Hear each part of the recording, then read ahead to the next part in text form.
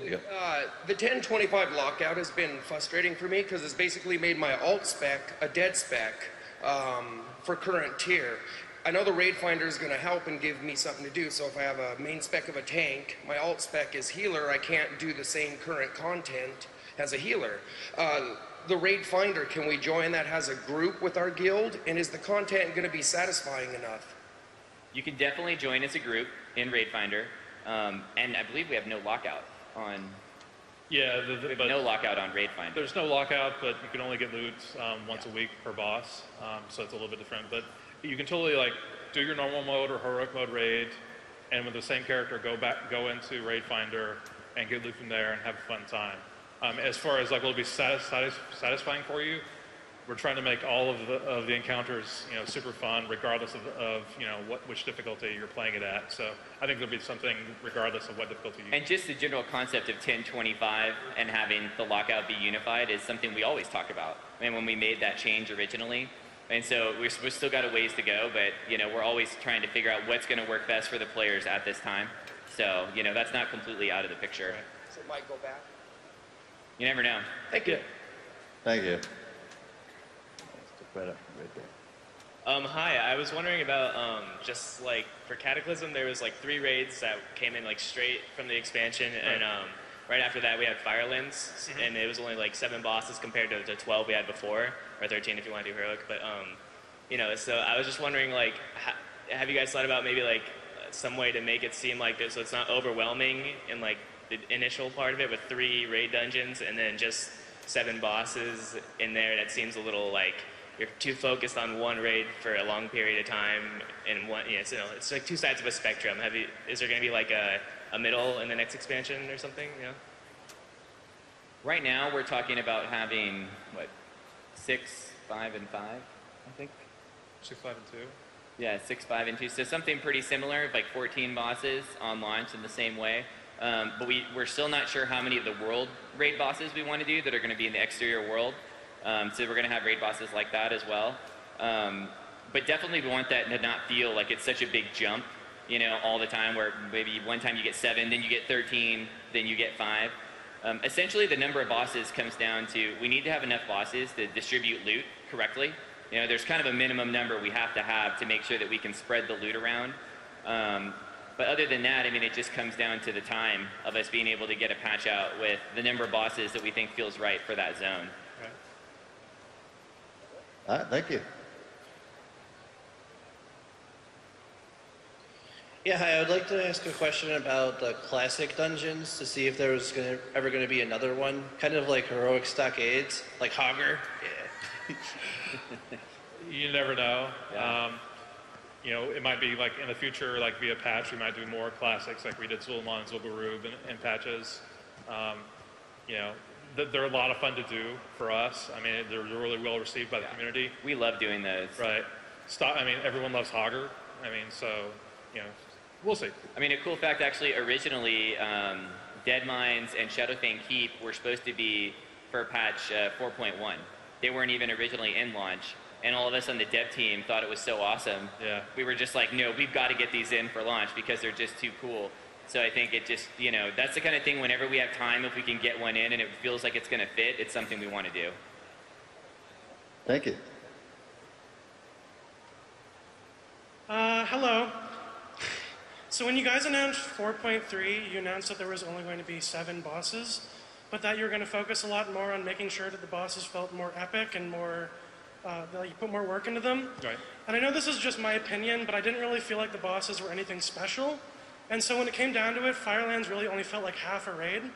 And then with the 4.3 is already on the test realms, it felt like you guys kind of felt like we need to push this next patch out right away, so let's nerf all these bosses so guilds can get through it and we can push out the next patch. And I didn't really like that, so I was just wondering, is this something we can expect to see in the next raid tiering in Mists of Pandaria? That's certainly not the reason why those bosses were nerfed at all. It doesn't have anything to do with timeline. It has everything to do with we want as many people as possible to experience that content. So we were looking at the number of people that were getting kills on the raid bosses, and it was extremely small. And for all the work that everyone puts into something like that, you know, that's why we did the hot fixes right away instead of waiting, because we want to get that content to as many people as possible. And that's definitely why you saw that. So really the issue there is us probably over-tuning those bosses to begin with, and that, you know, might come off a different way, but it's certainly not about us trying to rush and get to the next content and making sure guilds are ready. Yeah, and the 4-3 raids, the Death of Wing stuff, extremely epic. It'll be, you guys haven't seen the Corrupted Death Wing fight on PTR yet, but when you guys do, you'll be blown away. Thank you. That's what. Oh, Thank you for making a fantastic game. Thanks. Thanks. all right. Come on up. For competitive raiders, have you thought about separating the difference between 10 and 25? Since there's a difficulty difference in the way that it's set up for server first achievements. We've discussed it. Yeah. That's certainly something. There are some differences between 10 and 25, like difficulties on heroic. It depends on, you know, for some raids, the 10s were harder. Like some of the initial, like, you know, Cataclysm raids. Some of those 10 heroics were really, really hard. And vice versa. In Firelands, like the 25 ones ended up being harder. It's hard for us to. It's difficult to actually keep those perfectly balanced. There's usually one that's like a little bit easier than others. So that's something we've talked about, and can't make any promises, but we'll see. Thank you. Thank you.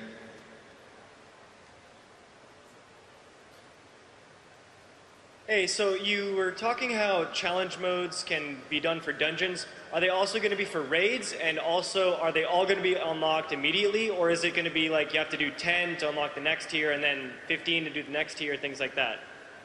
There's a chance we could do them for raids. We want to start with dungeons and see how they work out and see if they're popular and get a chance to tune them and have them feel right. Raids aren't out of the picture. As far as the unlocking, there's one thing we didn't really mention, but we've been talking about, like, once you get, like, say you get the gold medal, right? After that, we've talked about then actually the item level of your gear could get nerfed by, like, say 5%. And then you could have a chance to run it again, almost like a prestige mode kind of thing, right? And if you beat that, then we could drop your gear by 10% and then 15%. So not only would there just be those 3 levels, you know, you could kind of keep going depending on your skill level. You know, that's another way that we could possibly unlock so you could do more. We just kind of haven't finalized that yet, to be honest. Thank you.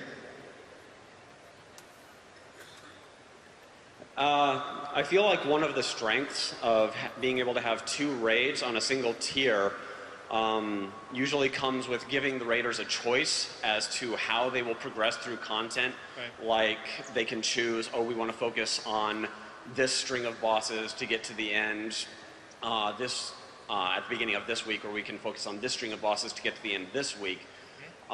Whereas a single raid can seem to burden you toward getting to the end at times. Have you considered maybe having a single raid where if you have progressed through you have progressed through 2 sides of the dungeon, like with heroics, you have defeated both of these 2 bosses. Later on, you can simply progress through one side to get to the end boss and maybe have a little more time to work on him without having to slug through as many bosses week after week. We're actually talking about that, and it came up because something we haven't really talked about with looking for raid is, so for Dragon Soul's 8 bosses, but the way looking for raid works is you don't choose all of Dragon Soul, because doing 8 bosses in one night, you know, and looking for raid, that's a very long time commitment. So big commitment. It's a huge commitment. So it actually breaks it up. It does actually break it up into two halves. There's the first 4 bosses, and if you beat the last boss of those 4, you get the big valor reward. And same thing after you've beaten those, you can choose the second half, and then it breaks it up. And again, trying to keep the content to smaller chunks. So along with that, potentially, if we're going to end up building in those doors, those back doors, Karazhan had the back door that was halfway up, and that's something I think we're starting to think more about the logistics of getting raids through, and that's something that might happen in the future. That's it. I got to keep moving. I can't. Infection. I'd like to give a shout out to my friend Preston Wolf, my fellow tank. He couldn't be here because he had to get eye surgery. Thank you. All right, thank you very much, you guys. We got about 5 minutes, so just enough time for a couple more questions. At last year's BlizzCon and all throughout Cataclysm, you hinted and showed a bunch of artwork for Abyssal Maw Raid, but never released it. Do you have any plans, and what happened to that? We don't have any plans to release Abyssal Maw Raid at this point. What Abyssal Maw was it was a raid we were talking about doing for Cataclysm that was going to fit into Vashir, and it ended up, I mean, it turned out that the storyline that we were telling within that raid and the boss that we were going to use didn't fit with where we were going for the patch cycle. It wasn't that there was anything wrong with it or we were trying to not do it on purpose. It just ended up not fitting. We ended up having better ideas for some other stuff we wanted to do. So we actually lost all that. The concept art is about as far as we had gotten on it was concept, which we showed at BlizzCon last year. You know, all that was just basically throwaway work at that point. But from a story perspective, we've kind of moved on from Cataclysm, so I don't think we're going to go back to it. But that's what happened. We just ended up not using it because we had something better. Thank you. All right, for your new dungeon challenges, you're going to be reducing people's item level to a certain level.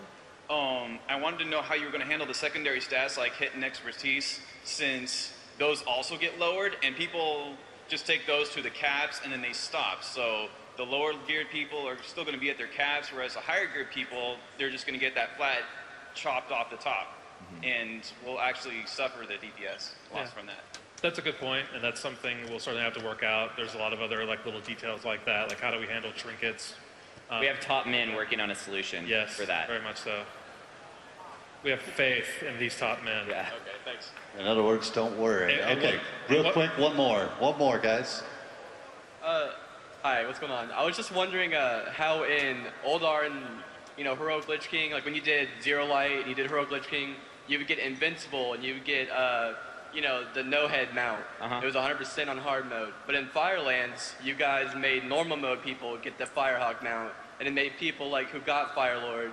It was just kind of like a bummer that you can see like these noobs or whatever riding around on mounts that you get to kind of work for to get it, Like, do you plan on like continuing doing that, or do you want to just give these awesome mounts to people who don't deserve it?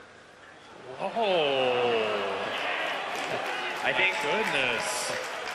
Now, on Heroic, you did get them every single time you killed him, and on Normal, I don't think that was the case.